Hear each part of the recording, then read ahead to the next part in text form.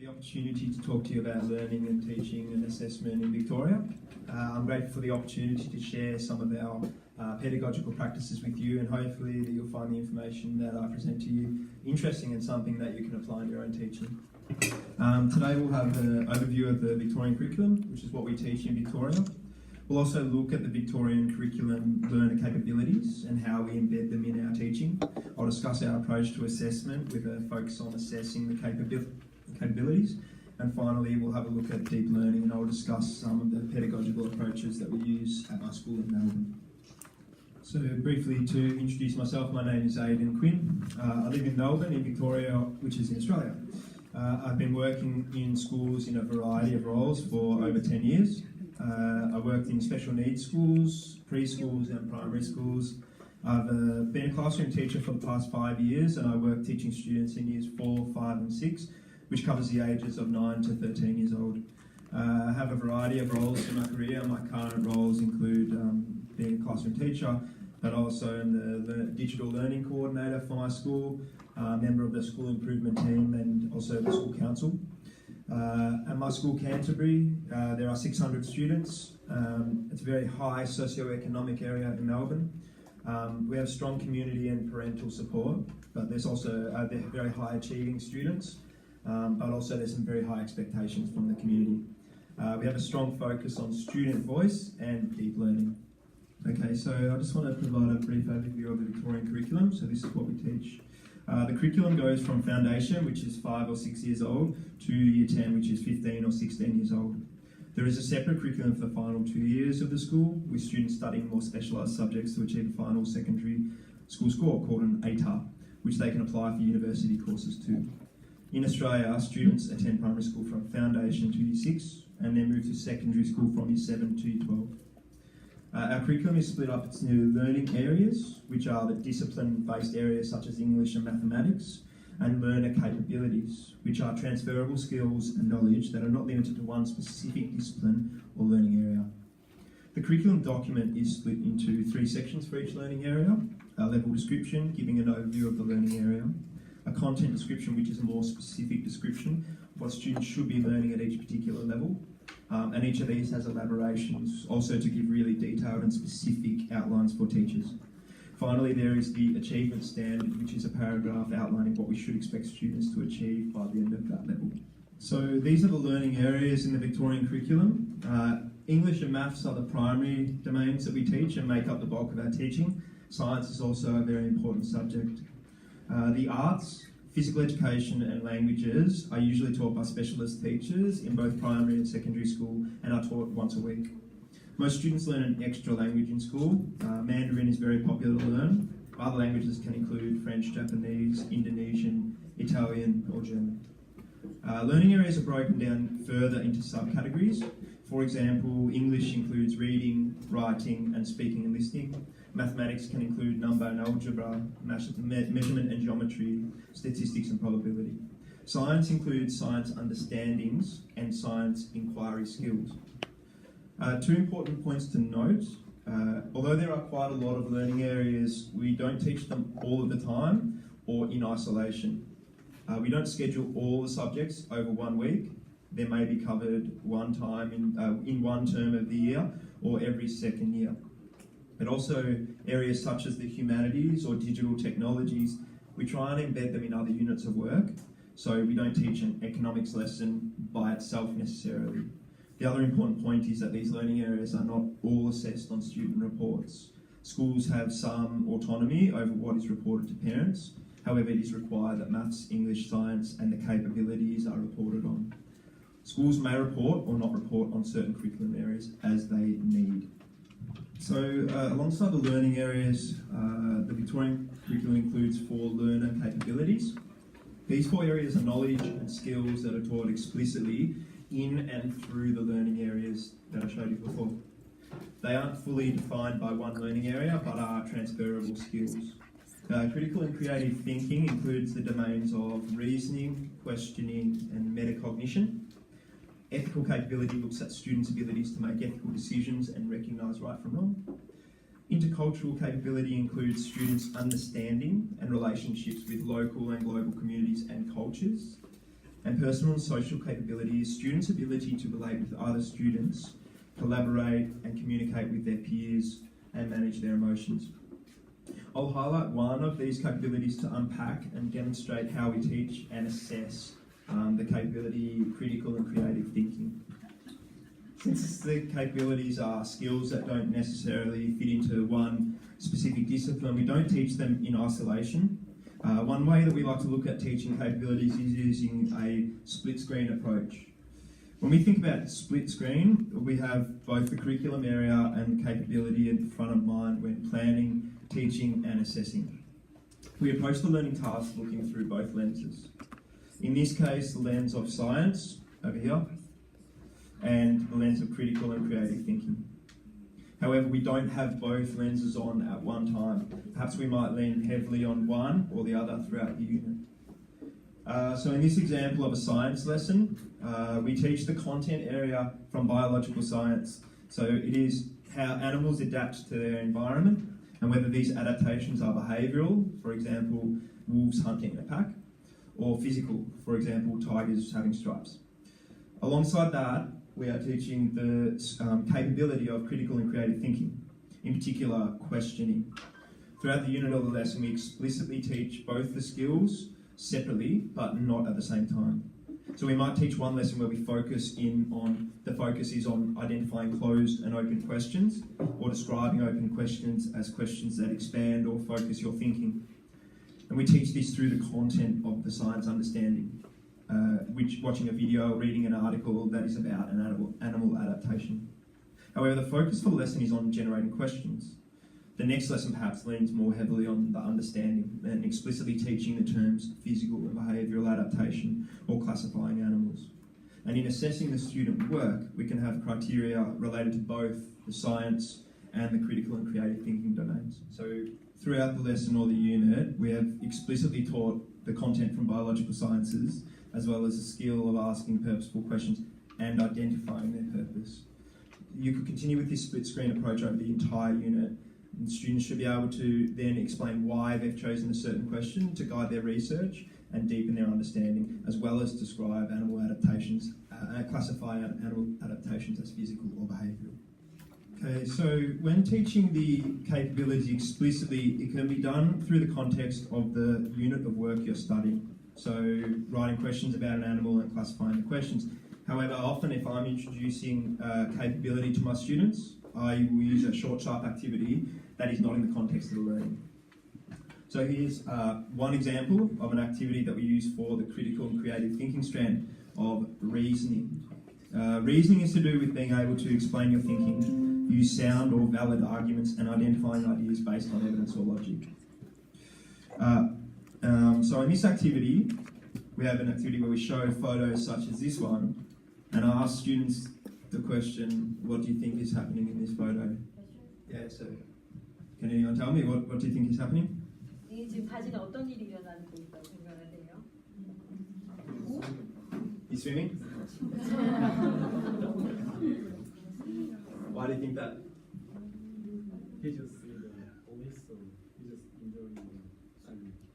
It's a small swimming pool. Anyone else? Or where do you think this is? This photo might have been taken. 지금 일어나는 장소가 어디라고 생각하십니까?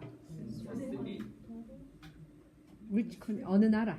What country? 이 나라에 이런 게임이 있어요. 이런 게임이 구글에 찾아보시면 일단 보여드릴 텐데 지오게설이라는 그게 있어요. 그래서 뭐 유튜브 한번 쳐보시면 이제 어떻게 하는지 보여줍니다. 사진을 동그라미 그 다음에 어딘지 추측 클루를 찾으셔야 돼요. 단서를 찾으셔야 돼요. 이걸 숙제로 활용하는 거예요. Okay, yeah. So in this, I'll just finish with this one. In this photo, actually this photo is in Venezuela. The man is fixing a pipe. The students might talk about how there's a big pile of dirt, so obviously it's being dug. They might talk about the line that's separating so that he can do the work. They might talk about the types of people that they see and perhaps have a guess at what kind of country, maybe it's a Latin American country. But the focus is on explaining their thinking and using different types of reasoning We're listening to the student responses to see if they have applied inductive or deductive reasoning, for example. And the other one, I think you explained, is called GeoGuessr. You can go to this website. I won't show you now, but it's a great game. You explained it to them. 이거는 구글에서 So I wanted to briefly show an example of some of my students' work this year that demonstrates these capabilities. Very briefly, this unit was called Marketplace. It involves students across Year 5 and 6, which is around 150 students, creating a business, designing promotional material and products, and planning to make a profit. They held a big market at the school where they sold all of their products to community members. The students raised over $2,000 profit, which they donated to a charity called Very Special Kids. The unit involved a lot of curriculum areas such as financial mathematics, persuasive writing, and design and technologies. It was a fantastic experience and very successful. So these two students are in Year 6, around 12 years old. They were extremely interested in sustainability and wanted to investigate a product that would be sustainable but attractive to customers. They researched beeswax wraps, which are a reusable wrapping for food. A lot of students in Australia have thin plastic cling wrap around their sandwiches. So the students contacted a bee farmer in Queensland who sent them a different state from Victoria, who sent them some resources to begin making their product, as well as some information and some tips. They video conferenced with the farmer and they got tips through their process. The students collaborated to make their wraps, promote the sustainable nature of them and explain the benefits to their customers. Their store was quite successful and made quite a lot of profit. So these students have demonstrated elements of each capability through their project. Critical and creative thinking. So throughout the project, students had to continually ask questions for research, reflect on the findings and make decisions based on evidence. They clearly explained the purpose and reasons for their stall and the connection to the wider world. Interpersonal skills. The students had to communicate clearly with a range of people, including peers, community members, teachers, as well as experts. They had to collaborate and work in a group, organising and delegating roles and responsibilities. An ethical capability, the students investigated the ethical nature of their project and highlighted the sustainable nature of their work. The intercultural capability is not demonstrated in this unit of work. However, some ways that we could extend the students would be for them to investigate sustainable practices elsewhere in the world and compare and contrast them with Australia, make their products available to an international audience, or to create a different sustainable solution for a different country. Okay, so I'd like to talk about assessment now. So in Australia we have some principles for assessment. Assessment must be purposeful and timely. Our approach to assessment includes 3 principles. Assessment can be seen as for learning, as learning, and of learning. Assessment for learning is the moderation of assessments, assessment design, rubrics, etc. What do students need to learn? What are their next steps? Assessment as learning is about self-assessment and peer assessment, plotting next steps and students talking about their own learning. And assessment of learning is the summative assessments, the achievement standards, etc. This is the reporting that goes home twice a year for parents. Let's explain. So up here, if you have a look, these are the curriculum codes. So this one is critical creative thinking, and these are English, and these are maths, and these are some science. Underneath is a number, and the number is not a score, it's a achievement standard. So this student for this standard is at level 5, but for measurement they're halfway between 4 and 5. We also have the teacher comment, which I spend a long time writing each time. And my school, because we have a focus on student voice, has also a student comment, so the student reflects on their semester as well. Schools can decide to omit or include certain curriculum standards. However, as I mentioned before, maths, English, science and the capabilities are compulsory. Reports go home every semester. Students are given a standard, as I explained, for each subject. The curriculum standards and the achievement standards are decided on by teacher judgment. Each teacher is responsible for making evidence-based judgments on where the student sits against the achievement standards. So these judgments can be made from a number of resources. We can have formal assessments, anecdotal evidence, summative assessments, etc. There is some subjectivity with this process, so it can be problematic if there's a difference in opinion about what constitutes or doesn't constitute achieving a certain standard. The definition of certain words, how things are assessed, how much evidence is required to demonstrate competency in a particular area, just to name a few. So it's really important that teachers design and moderate assessment tasks together, and they work collaboratively across cohorts and between cohorts to ensure the highest level of consistency possible. Due to its nature and the way that it's taught, assessing the capabilities can be tricky. Some problems that teachers encounter is that they haven't explicitly taught the capabilities, so they aren't sure what to assess or what data they can collect. Students are applying these capabilities all the time. So part of the challenge is being mindful and documenting the evidence of students demonstrating these capabilities.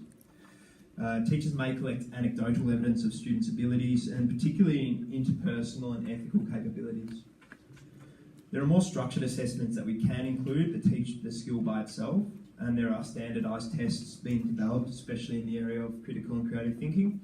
However, they can be language heavy, and so it's not always the most suitable method for assessment. As I showed you before, we can include capabilities as embedded in our teaching, so it may be included in assessment criteria in a unit of work. Essentially, we rely on teacher judgments and evidence to assess student capabilities. Like with all the curriculum areas, this requires a good understanding of the curriculum and the achievement standards, a shared understanding of what constitutes achievement, and deliberate experiences to explicitly teach and assess these capabilities. And this one on the right is an example of an assessment task we use with our students to assess their reasoning skills. At my school, we have a stronger focus on assessment. We have certain principles that guide our assessment practices. We use a range of assessment strategies. So we have formal assessments such as Fontes and Pinnell reading, which is this test here. It's quite a regular reading test. Or online testing. We have diagnostic and summative assessments for maths. And this is called a Gutmann chart. I'm not sure if anyone's familiar, but it analyses the point of student need, and so we can teach to the point of need. We also have the reporting to parents that I showed you before. Student self and peer assessment, which is this one up here. The blue is self, the yellow is peer, and the green is where they agree. And that's a teacher-made rubric that we made for the students. Teachers at my school have the opportunity also to sit down once a week, and we get to analyse assessment data to identify student learning needs, reflect on the effectiveness of our practice and student achievement. We use teacher and student created rubrics like that one to make our assessments really clear for students. So I'm just going to touch on some of the pedagogical principles that guide our teaching at my school. We approach learning through the lens of deep learning. I'm going to show you a couple of tools and approaches that we use, and then explain them using an example of a unit of work that we taught this year, if we have time. We talk about deep learning. We use the iceberg because the iceberg is only, so much visible, but there's so much more under the surface, and that's what we talk about with deep learning. So why do we do deep learning? In our approach to implementing deep learning, our goals as teachers here are to have student engagement and ownership of their learning. It improves academic outcomes. It promotes the values of a global citizen, and it builds new relationships with and between the learner, their family, their communities and teachers.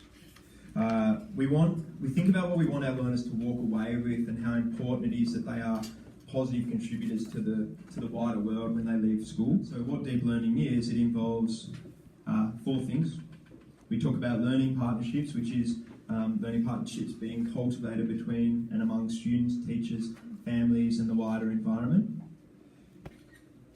Talk about pedagogical practices, which are the teaching practices used to design, monitor and assess learning. We talk about leveraging digital, so using technologies to accelerate access to knowledge beyond the classroom and cultivate student-driven deep learning. and learning environments that foster interaction in trusting environments where students can take responsibility for their own learning. These are the deep learning competencies.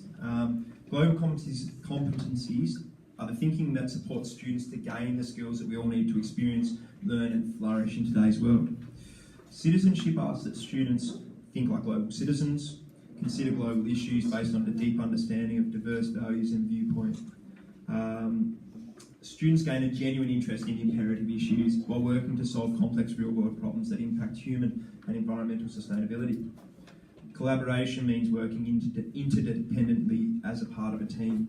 This is achieved through developing strong interpersonal and team-related skills, including effective management of team dynamics and challenges. Making important decisions together and learning from and contributing to the learning of others. Creativity is identifying innovative opportunities, asking the right questions to generate novel ideas, and leadership to pursue those ideas and turn them into actions. Critical thinking is the ability to critically evaluate information and arguments, see patterns and connections, construct meaningful knowledge, and apply it in the real world. Communication capabilities help students to communicate effectively with a variety of styles, modes, and tools, tailoring these for a range of audiences. And character means learning to deep learn, which is served by the essential character traits of grit, tenacity, perseverance, and resilience, supporting students to make learning an integral part of living. So this is just two small other examples. A small example from mathematics is a way that we make learning deeper is by focusing on 4 proficiencies of mathematics. So there's understanding, fluency, problem solving, and reasoning. Traditionally, teachers were focused on the first 2, understanding, which is knowing how and what it is, and the fluency, which is performing the operation automatically. However, more increasingly, we want students to apply their thinking in new contexts, which is where problem solving and then reasoning, explaining why, is important. On the right, we have another way of looking at this is through the lens of SOLO taxonomy. SOLO stands for Structured of Observable Learning Outcomes, and you can see that it's a progression of thinking skills. So we can use these verbs here to frame our teaching. So they're increasingly complex from one idea all the way to applying it to a new context. Students will be at different stages at many different points of the learning, so it is a cycle. We can use these resources though as a way to evaluate our own teaching. So just finally, so deep learning provides the context and the competencies to enhance the skills and knowledge that are embedded in the Victorian curriculum. So the Victorian curriculum is our framework for reporting what we teach, but the global competencies is how we take that learning and make it deeper. Deep learning engages students in the mastery of academic content, the creation of new knowledge, and development of global competencies, all of which combine in the formation of actions and responses that drive their learning, their lives, and the world forward. So I think I'll stop there, but thank you so much for your attention. I hope that you found it interesting, and please, if you have any questions, please don't be shy, and please feel free to ask me while I'm here, but thank you for listening. 여러분이 보여주신 이제 가시결정 단서들을 위해서 제가 발표한 자료가 흥미롭기를 이제 바라면서 혹시나 이것이 여러분의 수업을 한번 되돌아보시고 되돌아보시는 기회가 되면 이 자료 중에 몇몇이 실제로 여러분의 수업에 적용이 할 수 있었으면 참 좋겠습니다. 어떤 질문이 있으시면 해주시면 좋겠습니다. 질문 있으면 한국말로 질문하셔도 좋습니다. 옆에서 도와주실 거예요. Yeah, please ask. Please ask if you have any questions or you want me to explain anything that I talked about. It's absolutely okay. 아니면 더 궁금한 부분. Hello.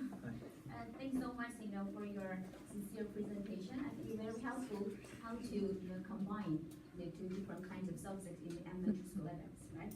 And I have some questions. The first one is, you said you try to, enhance the creative thinking ability from their young. So you just saw as the 1st and 5th graders. So do you apply to the youngest children, like in the 1st grade? Yeah, absolutely. The curriculum goes all the way from the first year of school all the way up. So I'm not as so familiar with, I don't teach prep, but it's really simple things like giving a reason for a choice or something like that perhaps. But definitely it starts all the way from prep. All of them do. So an interpersonal skills in a younger year level might just be something like respecting our peers or something like that. So there is definitely a progression all the way up to the year 10. Yeah, and another question is, I usually apply to project-based learning in my classroom, like marketplace you show us. Mm-hmm. At the time, some groups are really fluent to doing some activities, but some groups are totally different. At the time, I think the teacher's role is very important. So how much do you involved in that in school? That's a good question. So do you mean that sometimes, say, if we're working on something all together, Yeah. that some students can do it proficiently and some can do it less proficiently? Is that what you're Yeah, saying? that's right. And also, you taught us the integrated subjects. So some students are really good at ICT, but some students are not really good in drawing and art like that. So at the time, as a teacher, so how much do you touch them and try to increase and boost their credibility? So it's so it depends on the situation, I think. So perhaps. So if one student is strong, with digital technologies, and another student is, like you say, great at drawing, then I'll try and. It doesn't matter. Like it depends on the situation. So if our aim is to produce X, this thing, then if it doesn't matter how they produce it, then I'll let the student with the technologies go with the technologies, and the student with the art do the art. However, then if there's a student, then I might explicitly teach a small group and try and build them up. But at the same time, students are, have strengths in certain areas and aren't as proficient in other areas. So it's the same in mathematics or English, the same way. The other thing, what we might try and do is make them work in mixed ability groups, so that the students can learn from each other. So the student who is proficient at technology, they can help their peers and actually teach their peers, which fits into our critical and creative thinking strand as well, and interpersonal skills. So while doing activity, they're exchanging some ability from other group students? Yes, perhaps. Or another way is that we might have, so in that marketplace, some students didn't want to be part of a business. And so what they worked on was they helped with a consultant create an online banking system for the students to use with pretend, transfers, and that was their contribution to marketplace.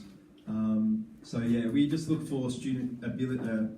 We look for opportunities for the students to achieve, and also to learn from one another. If that answers your question. It doesn't need to be perfect, right? No, exactly, and also, students' achievement for one student is different for another student. So it's not always going to be the same achievement, which is okay.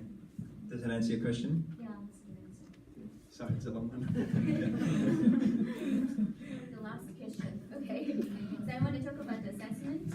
So everybody don't like to get a lower grade, the paper from school, from the local teachers, right?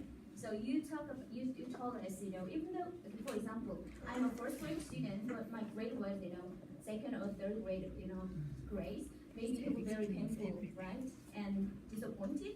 So in Korea, for those kind of students, there is a specific, extra curriculum to help them. So do you also have those kinds of, low-level students, to increase the grades? There's a couple of, it's an interesting question because I think there's a couple of things with that. For us, we don't have a competitive culture in terms of like that report. Half the students won't read it. They don't care. And so for us, there's two things. Number one is they don't necessarily compare each other. So they're not competitive with, I need to get a better score and why aren't I better than him? Because the exact same way that, in this room, if we all had a race, some of us would be faster than others, and that's okay. The same way that some kids will be stronger in English or maths than others, and that's okay. The second part of that is that if we make assessment clear, and that we can make it, and we make it clear that for students that they know where am I at and what are my next steps. It's not I'm behind or I'm ahead, because learning is a big continuum. So even though we have achievement standards, which are guides for, around, year 5, you should be learning this, year 7, you should be around this. That doesn't necessarily mean that everyone will be, and that's okay, as long as we're progressing. Now, when students are below the expected standard, yes, we put interventions in place to help them and try and bring them back up. But some students will never get to the expected standard, and that's okay. And the same way that if students are above the expected standard, we put things in place to keep them learning and not keep them stagnant at the same level. Does that answer your question? Yeah, that's a good answer. I think you mean, from their young age, they already learned, process was more important than the visual thinking, right? Yes, exactly, and a number for, that doesn't mean anything for the student anyway, and we just teach them that each learner is different, and it's about them, where am I at, and where do I need to go to next, and how do I get there? 드렸는데 시작할 때 혹시 사인 안 하신 분들은 반드시 사인하고 나가셨으면 좋겠습니다. 그리고 마지막으로 저희 감사 인사로 저희 박수 한번 쳐드리고 끝내겠습니다.